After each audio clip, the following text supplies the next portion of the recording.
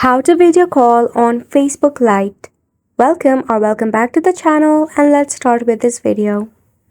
You can easily install your Facebook Lite application using your Play Store or App Store.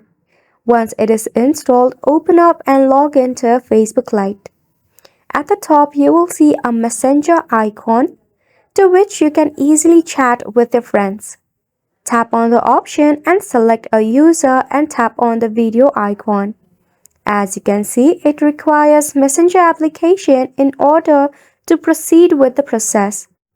Before, we could directly video call with a friend using Facebook Lite.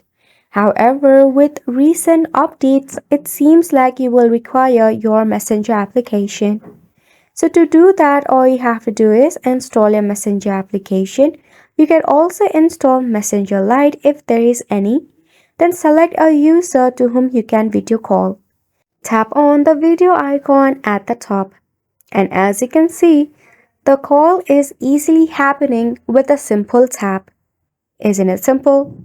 Here comes some of the bonus tips. Make sure that you are not connected to any of a VPN connection.